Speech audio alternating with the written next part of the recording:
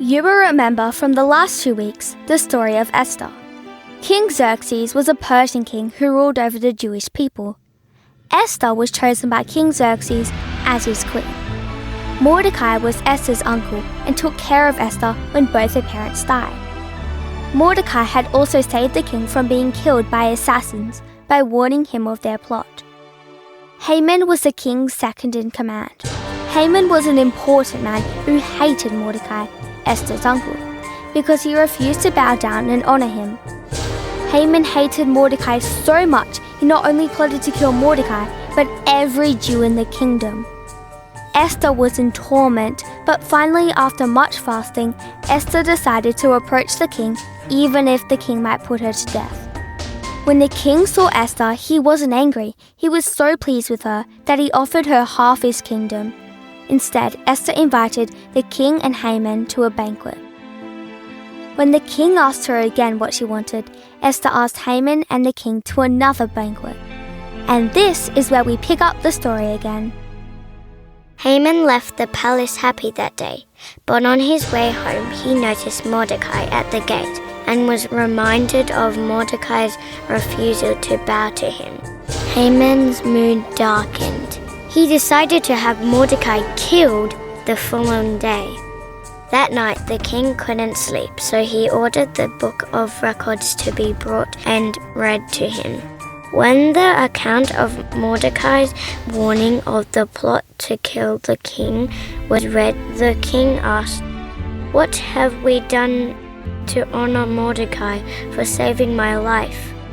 "Nothing, your majesty," replied his servant. So the king called Haman and asked him, "What should I do for someone I want to honor?" Haman thought the king was thinking of him and said, "You should put your royal robes on him and a crown. Let him ride your horse through the streets so everyone will know that this is the man the king honors." The king thought this was a great idea. "Perfect," he said. "Go and get Mordecai and do exactly what you have said. In fact, you can be the one to lead the horse around." Soon after this, the day of Queen Esther's feast arrived. After they had finished eating, the king again asked Esther, "What is it that you wish for? Anything you want will be granted to you, up to half my kingdom." Esther replied, "O king, if it pleases you, all I ask is that my life and the life of my people be spared. For I am a Jew, and it has been decreed that all Jews in the empire should be annihilated." When he heard this, the king was furious. "Who would do such a thing to my queen?" he shouted. "Haman," replied Esther, "and furthermore he has built a gallows to hang Mordecai, who once saved the king's life." The king replied, "Then let Haman be hanged on it."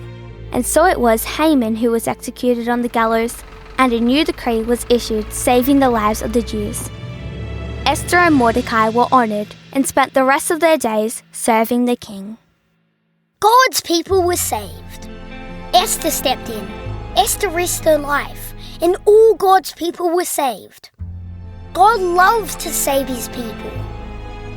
How does God save us? Jesus stepped in, but Jesus didn't just risk his life.